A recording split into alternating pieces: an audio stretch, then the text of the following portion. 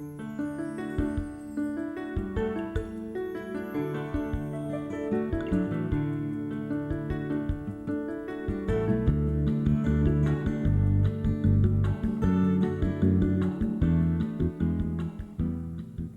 and welcome to another edition of It's About Money. I'm Nanette Nokon and thanks for joining us. As you know, we are an educational program and we talk about different financial topics, hopefully to help motivate and educate you about meeting your financial goals and objectives. Of course, it's never our objective to replace your advisors because there's no substitute to a comprehensive team of financial planning experts, which would include at least a financial planner, an accountant, and an attorney. Today we're going to talk about retirement plan distributions. It's unfortunate that in our society today, when people leave their employers and have less than $50,000 in their retirement plans, that they end up spending this money only to be surprised by penalties and taxes. Today I've invited an expert in this area, Jack Best. He's the president of Best Times Financial Services. Is that right? Yes, that's correct. And Jack's been in the business for over 30 years. He's a chartered life underwriter, a chartered financial consultant, and a certified financial planner. Welcome, Jack.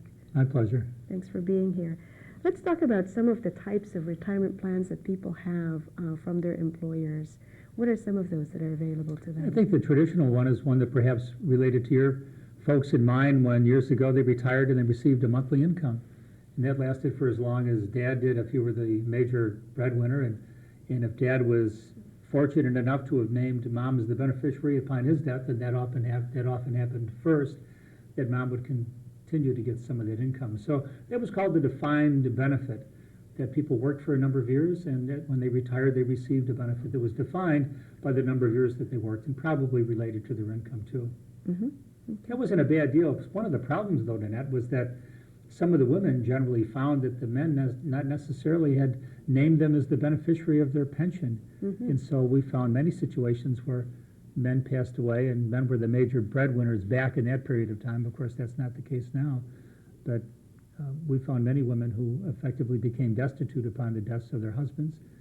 So then we go from that to what is really much more prevalent today, where people have a lump sum that is equivalent to the amount of money that would be spent for their lifetimes. That's an actuarial calculation that all of the technical people get involved in. But people now have a choice of either taking that old-time pension plan or they can take the money in a lump sum if they would prefer to do that. Sure. Now all companies offer, but a growing number of companies offer the option, right, for lump sum distributions, Yes, especially more and in more our of them. area. In fact, what we found, the only one that I know that is really not looking into it is the retirement systems for the government. New York State, for example. So they all of those folks still have to take what is called this defined benefit plan. But Xerox and Kodak are certainly among the companies that today will allow persons to take that single sum equivalent. Sure.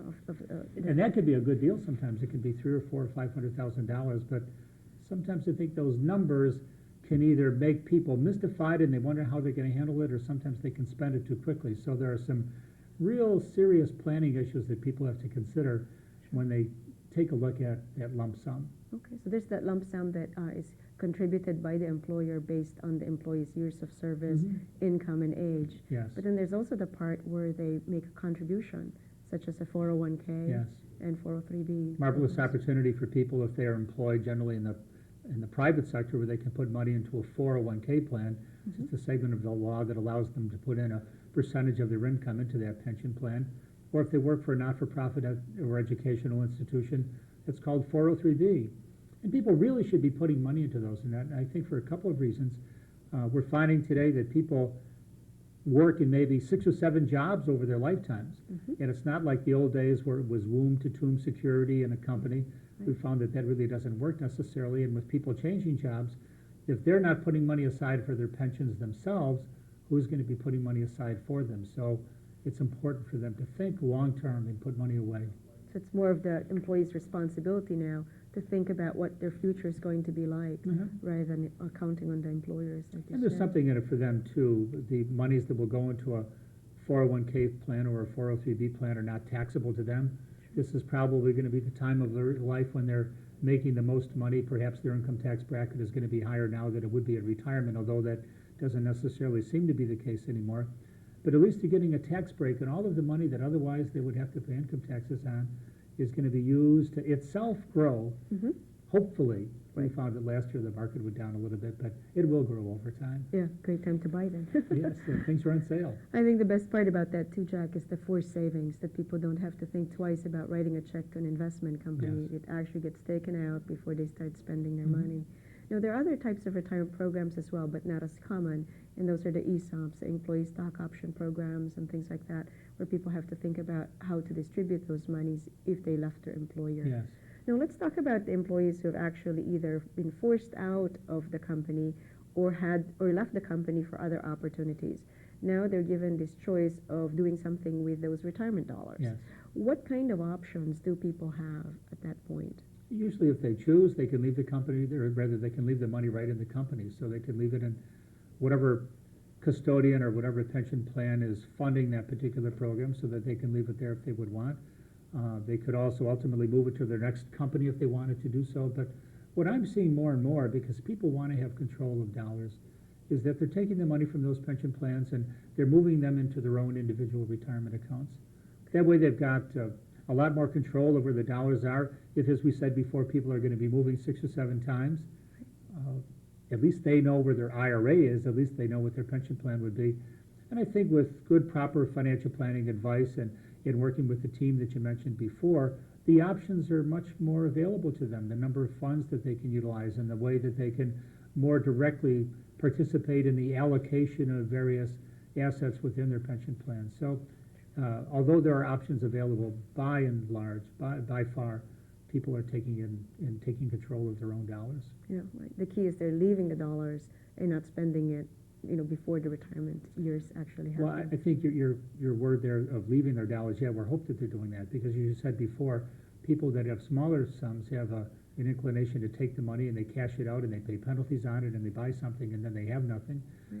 So just the idea of making sure that there's discipline and saying, I may have this money available to me, but it is not in my best interests to spend it today. I really need to put it aside and have some discipline. Sure.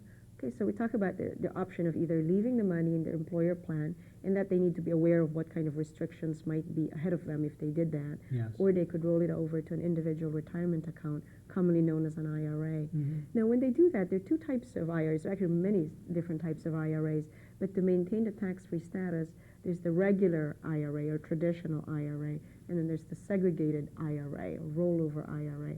Sometimes people think that they're the same, but there's some differences in the 2. Mm-hmm. Can you expand a little bit on those differences in the segregated and versus the traditional? Well, I think the segregated that you're talking about would have to do with dollars that came from a rollover pension plan. So you worked at a company and that money was rolled over into that IRA, and in fact, in the ownership of the IRA, right underneath your name, it'll say the IRA rollover account of Jack Bastard and Annette Milcon, for example. Mm-hmm. That would be in opposition to an IRA that had been funded on your own by monies that you had been able to put in on a pre-tax basis maybe years ago when you first started to put money into IRAs or first became employed. So you've got those 2 different types of IRAs. Right. But for all intents and purposes, they work very similar to each other in that you've got tax-deferred earnings and that you've got some penalties if you take the money out before 59 and a half. Although there are some ways that we can do that legitimately, so that if a person did retire before 59 and a half, they would be able to get at their money. Yeah. But the more we talk about this, the more I think we can see how complicated it can be. Sure. Oh, it definitely is a lot of choices. I think too, you'd mentioned about the similarity of the IRA and segregated. I just want to mention that because having the rollover label there, so to speak, can also give the individuals an option to put it back into a retirement program with future employers if they wanted to, and then also have the creditor protection, which is kind of nice. Yes, my understanding though, and we should talk a little bit about that, is that creditor protection has now been granted to the traditional IRA. Oh, is that right? Mhm. Oh, I've that's heard that. fantastic.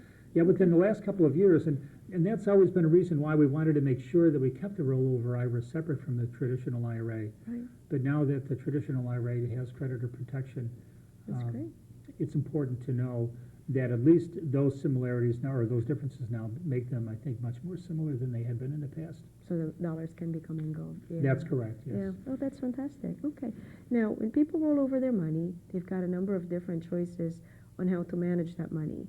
They can go and go to a mutual fund company and do it by phone. They can go to an individual. They could do stocks. What are the most common ways that you're seeing people invest their money and deal with these monies that they get as a lump sum? A lot of it depends on what their tolerance for risk is, and I kind of define that as how they feel when the market goes down. Mm-hmm. Because last year we've had a tough year in the market, and the indices have been down, just the ways that we look at how we measure the market. And people look at their statements, and as they get them for the end of December and they see that their account maybe is down 5 or 10 or 15% or even more from the first of the year, I think they wish that they had been in guaranteed accounts.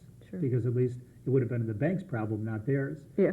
But if they go back a period of time, Nanette, and you look back at historically, in the 90s, I remember when the 90s began and we talked about what was going to take place in that decade of the 90s, the 80s they called fabulous because we had the low of the Dow Jones Industrial Average in August of 1982 when I think it was 770, and right now it's in the 10,500 mark, and it's gone up since that period of time to like 1,200%. Right. So if you take a long look at the perspective of the market, if you take a long look at our American free enterprise, our capitalistic system, with all of the good things that means, it's like if you're going to live in Rochester, you've got to be aware of the fact that there may be a storm, it may be snowing outside, but you do know that nice days will come. Right. And if you want to be in the market and take advantage of all of the growth that the market has enjoyed, all of the growth that our American companies, our free enterprise companies have been able to enjoy over the years, you just recognize that we have some down years on an occasional basis and we ride them out. So number one, yeah, you could go into the guaranteed account, but number two, just remember that there are some fluctuations that will take place in the market, and that over time, and I think particularly if persons are working with financial advisors who are in effect like the captain of the ship, the captain knows what direction the ship is going, the financial planner should be there and helping the people to know what direction their accounts are going. If there's a little bit of a storm, we just plow on. True, just bear with it, you're right. Yes. You know, it's amazing though, when the market's moving up, everybody wants to get into the bandwagon because it feels like it's going to go up forever. Yes. There's no end in sight. When it's going down, it feels like we're going to bankruptcy here. Yes. You know, so I think people need to recognize that the market will promise to go up, it'll promise to go down. The winners are those who stay in the long run and really match their investment. That's the key. The winners that are those that will stay in the market, because it's so easy to, just on a panic basis, bail out. Sure. But one would say, where would one bail out to today, for example? If you got your statement from your mutual fund and you found that you were down 10 or 15%, you say, oh my goodness, I'm going to go out and I'm going to go into a guaranteed account. Mm-hmm. Well, number one, if your fund was down, let's say 15%, just use that as a number, and the guaranteed account is 5%, you would really have to wait 3 years even to become even. Sure. And I think when we go back historically and we take a look at how the market has done, it can be made up in a much shorter period of time. But it doesn't mean that there won't be some bumps along the way. Sure, that's right. Never lock in your losses unless you're willing to write it off. That is if you correct. can, you know. Yes. Unfortunately, in a retirement program, sometimes people have a misconception that if they have a loss in their retirement program, within the program, that they can actually write it off. You have to remind individuals that no, because it's a tax-deferred investments, you don't have to pay tax when it goes up or down. It's only when you distribute the money, actually. No, actually, let's talk about, we discussed about the distribution option that people have. They can roll over their lump sum, their 401k, their 403b into an IRA if they wanted to, whether it's a traditional IRA or an IRA rollover. What are the consequences if an individual left their money in a 401k, say, for example, and they passed away? What happens with those dollars? Well, one of the real issues becomes what options would the beneficiary have? Because in the 401k plan, or if you were working at one of the large corporations in town, you would have named a beneficiary of that particular account. And if we have the money in the pension plan, the companies normally will give the beneficiaries, the surviving spouses, as much as 9 months, but that's all to make a decision as to what they're going to do with that money. Mm-hmm. So in many ways, I think what happens there, Nanette, is that it puts the surviving spouse under some pretty severe pressure because he or she has to make a decision about what they're going to do with that money under a time when the person who was employed is no longer with them and they have to make some decisions. So from that viewpoint, when a person passes away, it's probably far better for them to recognize that they want to take that money, put it into an IRA account of their own so that they don't have to pay income tax on it. That'd be very important. Mm-hmm. There are some options. If we talked about what they could do with that money, if they needed the money immediately, they could take some of it. But since none of it has been taxed, every penny of it that is ultimately taken out and spent is going to be taxable to them. So I think they want to make sure that they look ahead and see what their financial needs are over their lifetimes, and to try to determine how much of that they want to take now and how much of that they want to defer into the future. Sure. And it's actually more flexible for those who are married, because then they can, most programs allow their spouses to carry on either the 401k or roll that over into an IRA. Yeah. But in some cases, when you've got a widowed parent and the children are the beneficiaries, the children are now faced with a substantial tax burden. Yes. So one of the things that participants of 401k programs have is to take a look at what to do with that 401k before death happens. Perhaps rolling that to an IRA, where it might give them more options later on. Yes. Right. We briefly talked about that before the program, and that's... Yeah, there's no question that there are substantially far greater options that are available if a person will move that money out of the 401k plan. But that becomes difficult for a lot of people, particularly if your experience with your employer has been a good one, because this company helped to nurture your family and yourselves, and yes, you were part of a 401k plan that maybe was available through the company, and you, in many ways, are reluctant to leave it. But I think the cold, hard facts of money also dictate that you take care of yourself first. And if there are more options that are available to you outside the umbrella of the company's 401k plan or outside the company's pension plan, particularly when you are ready to retire and you have to name a beneficiary, you want to make sure that you have as many options as possible. Sure, that's right. Yeah, that's right. The more options there are, the better off you are, right? I think one of the options that we're taking a look at today, too, and that have to do with what are called stretch IRAs. A stretch IRA is simply an ability to take some money from a pension plan and stretch it out. We talked before that we know that if a surviving spouse is alive, that person can take that money from that pension plan and put it into his or her own IRA account. But when we don't have these surviving spouses, you indicated, it's the children, they might be forced to take that money in a lump sum, and that will be added to their income. It can be pretty substantial as far as taxes are concerned. But if we set it up properly with some planning, we can effectively stretch out the ability of that IRA to last perhaps even as long as one's grandchild, so that a grandchild born in March, for example, could effectively be the beneficiary of my IRA. And if we set it up right and that person took care of himself or herself and lived a long time, they could be drawing money out until they were age 99. Yeah, it's amazing how the laws keep stretching out, Yes. because that's a new provision that's available that people have. One of the things that we touched upon briefly are employee stock option programs. Sometimes people forget about the other distribution options that they have there. They take the employer stock and roll that over into an IRA, and they forget that there may be some other options, and I know it gets complicated, but what kind of other options do they have with those employer stocks that they could possibly invest besides rolling it over into an IRA? It is a complicated question in terms of stock options, and one of the things that I'm thinking of particularly, Nanette, is the person who has purchased stock in a stock option plan over time that has been part of their pension plan, where effectively, if they were to take it out today, for example, there is an ability to take that stock that was purchased as part of the pension plan and pay income tax only on the basis, the original cost of those stocks that were purchased in a pension plan, and then leave all of the rest of the growth in a deferred account, in a pension plan, in an IRA, effectively, and have one's cake and eat it, too, because one would not have had to have paid income tax in the total value of those stock options that had been purchased over time, but also then could use it over a long period of time and really enhance their retirement. Yeah, it's rather a complicated situation, so you want to make sure you talk to a financial advisor and an accountant and so on. But I think it's important for people to know that they have some flexibility when it comes to rolling over employer stock and the taxation that they have and the control. And of course, it's never a good thing to have all of your retirement plan in one type of stock, no matter how great the company is, because the roller coaster ride that we've talked about earlier, certainly, all stocks no stock is immune from that roller coaster ride.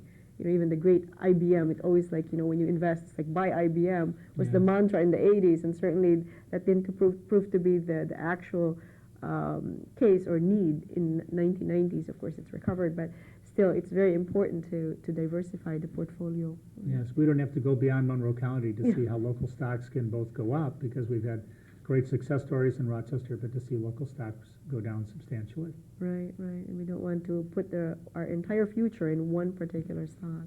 I think one of the areas in talking about pension plans has to do with charitable giving, Nanette. It's worthwhile mentioning from the viewpoint that you might hear in the newspapers or hear in the radio and read in the newspapers that there may be a cut in our estate taxes, and the estate taxes effectively will be levied against folks who today have combined incomes or combined assets of, let's say, $1,300,000. Now, there's still a lot of people who don't have that much, and they might say, well, they really are immune from estate taxes. And in fact, if we have the ceiling of the estate tax rise to, let's say, $1 million for each of a couple, that would be $2 million that they could pass on free of any estate tax.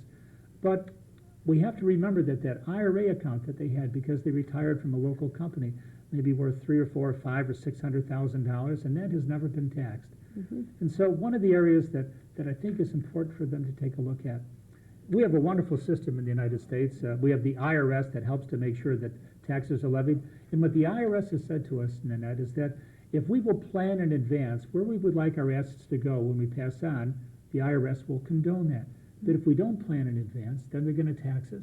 So one of the things that one might want to do or to consider with their pension plans, their IRAs, is to name a charity as the beneficiary of that IRA. Let's assume that we had $500,000, just as a number, and that could go to a local charity. What a wonderful gift that would be. What a wonderful legacy that would be for a family. The Greeks and Romans used to erect statues.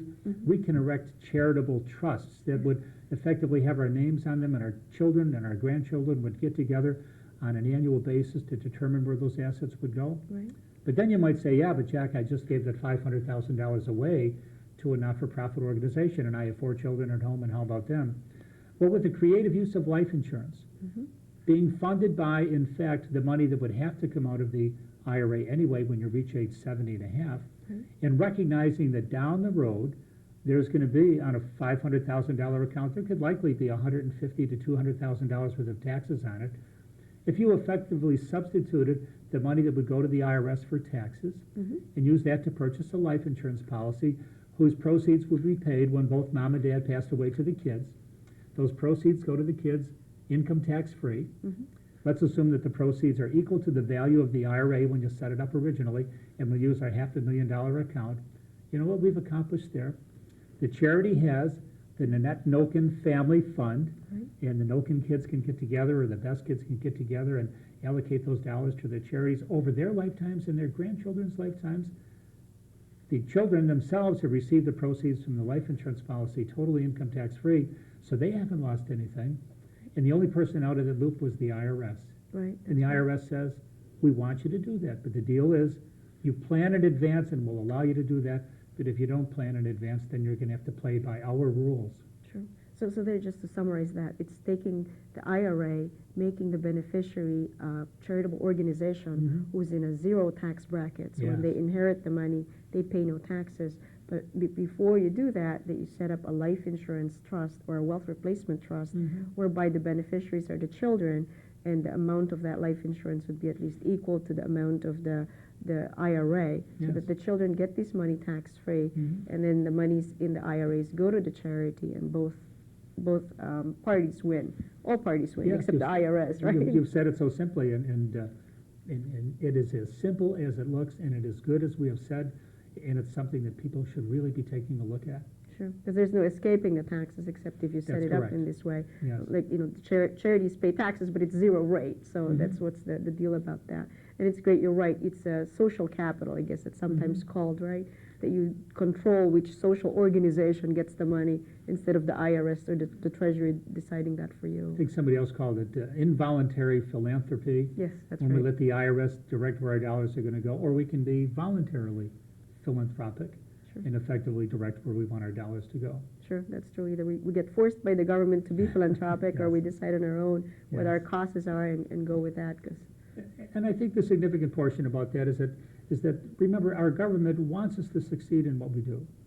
And because of our governmental systems, we've been able to succeed, let's say, again, through capitalism. But by the same token, they are giving us some encouragement to make sure that the successes that we have are passed on. But there are some strategies that we have to utilize to make sure that we do it properly. Sure, okay.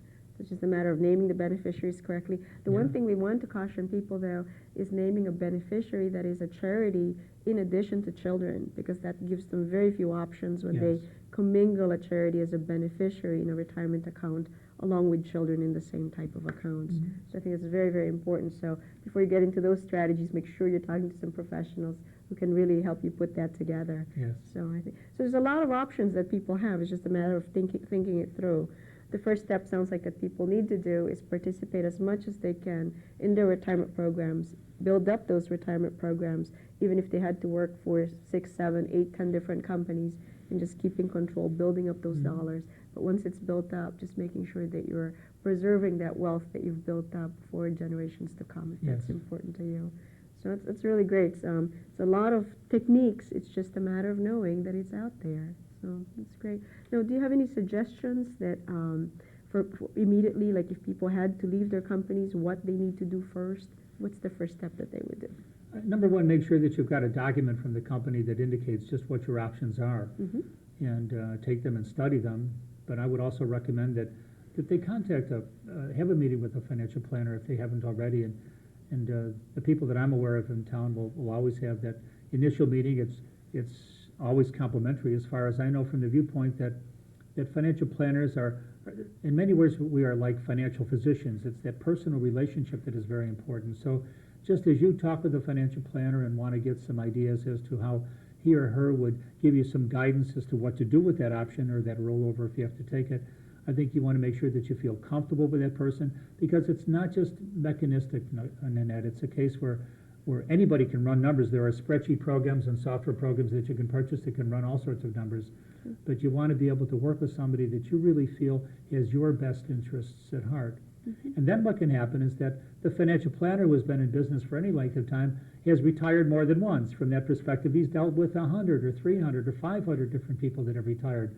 For you, this is the first time perhaps that you've had to make a retirement election, even though you might be in 7 different companies. But it becomes particularly burdensome to you because these choices that you make are going to have ramifications for you over your lifetime. So any help that you can get from anybody who has been that route before will be helpful. So I know that there are other people that have been that route before that are in the local coffee shops where we might meet on a Saturday morning, let's say, but I think you owe it to yourself. With that money that you have received from that pension plan, in many ways it is the source of your retirement income. That's very valuable. And I think it really warrants having some valuable advice, having the association or relationship with somebody who's traveled that route already. Plus, the guy sitting next to you at the coffee shop might have different set of circumstances. Yes. And what's perfect for them or right for them is not necessarily the right thing for the individual who, might be retiring. So. And within the framework of that office environment where the planner is, there are confidential things that are said there to that particular planner that would not be said in the coffee shop. So to be fair to you, you want to make sure that you get good advice. This is your money. This may be all you've got. Yes. And you want to make sure that it lasts your lifetime and maybe the lifetimes of the grandchild. True, that's right. You've got to seize that opportunity Yes. to build wealth. Well, thank you very much, You're Jack. welcome. It's been enlightening today. I really appreciate that. I hope that you were able to pick up some good information that you can use. And thank you for joining us. If you have any questions or comments, please email me at nnocon@aol.com. Until next time, I'm Nanette Milton.